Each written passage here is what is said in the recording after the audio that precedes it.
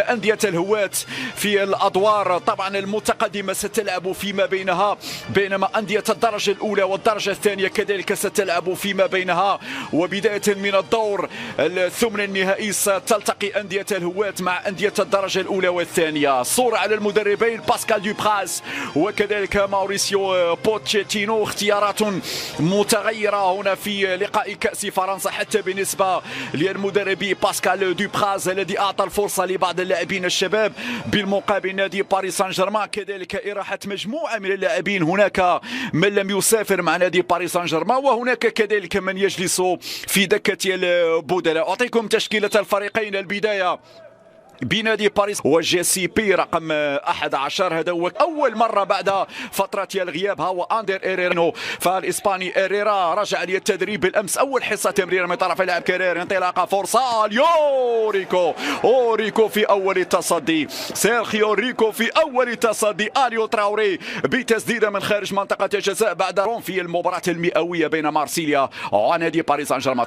لتنفيذ هذه الركنيه الاولى الراسيه بعد ذلك، لكن تخرج مباشرة إلى ضربة مرمى لفائدة نادي أخيرا. فلورنسي يرفع كرة داخل منطقة الجزاء، فرصة هدينة كلية للفريق الباريزي. نيمار ينفذها، نيمار مرة هنا جانبية، الحكم يشير بعد ذلك إلى ركنية. نعم، هي الركنية الأولى لميغيل غوري يعطي الإشارة. نيمار يرفع كرة والحارس سوليفان يتصدى لياندرو باريديس في محاولة استرجاع مرة أخرى، انطلاقة في المرتدة، يرفع كرة ممتازة هذه فلورنسي، وسط الكرة هناك على الجهة اليسرى نيمار يمر لا إشارة التنفيذ في هذه اللحظات مرفوعة من جي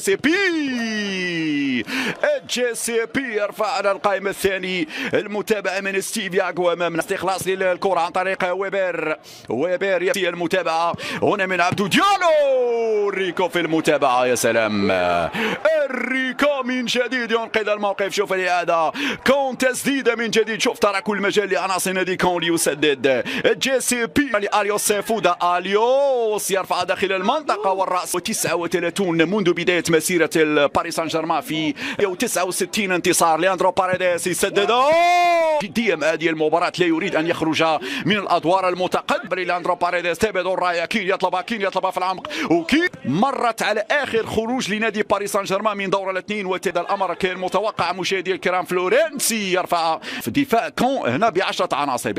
فلورنسي الفكاس، فلورنسي يلعب الكرة هنا في العمق، لاعبين يعني جداران الآن يقفان أمام مناورات. هنا بعض الصعوبات عندما يقترب شيئا فشيئا من منطقة اللعب. لو بونون في العمق ناحية ياسين بامو، تسديدة لكن التحرك، طلب الكرة وكذلك إزعاج المدافعين. بنشوف الإعادة مجددا هنا اللحظة التي حاول فيها نيمار، تعليمات واضحة من باسكال دوبراز، الدفاع بينما انطلاقة من كين. على مستوى التنشيط التلفزيوني تكون صعبة لأن كون ناجح في هذا التكتل، بينما كرة بابلو علاقة سريعة، صرابي يلعب لكين، هذه فرصة يمشي نيمار، يهرب نيمار، ينطلق لاعب نيمار والدفاع يتدخل. أول فرصة حقيقية تأتي لعناصر نادي باريس سان جيرمان. هل نيمار كان يفكر في جيرمان؟ نيمار يمشي بالكرة، يلعب لصرابيا، رائع هذا التبادل. دراكسلير ينطلق من هناك على الجهة اليسرى، دراكسلير وصرابيا يدخل، وباكير في المتابعة، لأن سننتظر أكيد عديد تمشي هناك على الجهة اليمنى، دي فرصة اللقطة الماضية، وبالتالي إعادة. ميغيل غوري انتبه لعملية التحول، حول الوجه للجهة اليمنى، ممتازة نيمار، ممتازة يا دراكسلير، رائعة وذكية دي من كيا نيمار حطها كما ينبغي. شوف الإعادة، دراكسلير مراقب من لوبينون، نيمار عبر، نيمار راوغ، نيمار تقدم، نيمار الإنجاز المحقق السنة الماضية، انطلاقة من هناك على الجهة اليسرى نيمار. وفي هذه اللحظات ميغيل غوري يعلن على نهاية الشوط بيان في حراسة المرمى، أليوس فودا، ستيف ياغو، والجماهير الفرنسية تلعب هذه الكرة أمامية طبعا مع نظيراتها من الدرجة الثانية في مرحلة دور الفرنسية، وكذلك الأندية الفرنسية التي دعت المهمة جدا بالنسبة لأندية. نيمار يتقدم، نيمار يراوغ، نيمار ينسل، نيمار وجول كين نعم كين يفعل ويسجل أول أهداف نادي باريس سان جيرمان بعد مجهود فردي رائع من نيمار. تحرك نيمار، انطلق نيمار، انسل نيمار وحضر نيمار. فرنسا نعم يبقى وفي في التسجيل أن خرج من دور ال 32 في العمق. هذه فرصة كينو ضيع.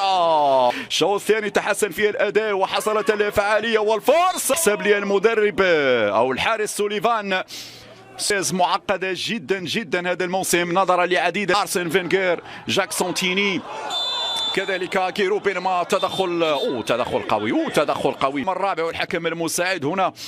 طبعا نيمار لم يرق بابلو سارابيا. فلورنسي يرفع الكرة اليمنى.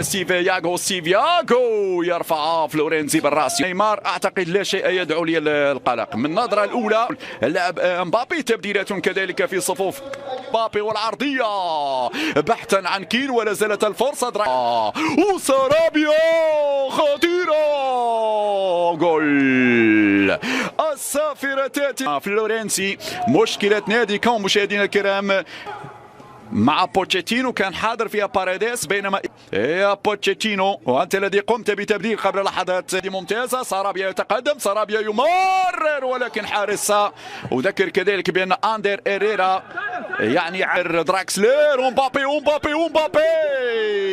اخرى في وضعيه التسلل. كيليان مبابي بعد تسديد فريقهم، بينما هنا يمينيه قويه لباريديس. هذه كين عنده فرصه تسديد، يمرر كره فلورنسي مرمى الحارسي سوليفان، بينما اصابته الماضيه في مباراه الكلاسيكو. وسط الكره هناك على الجهه ليوناردو المدير الرياضي يتابع امام اولمبيك نيم 3-1، بينما الكره العرضيه يتدخل لاعب لحظات. دخل لاعب متعود على التسجيل بالوصول الى الهدف رقم 109. الكره العرضيه الركنيه وترفع الكره، تدخل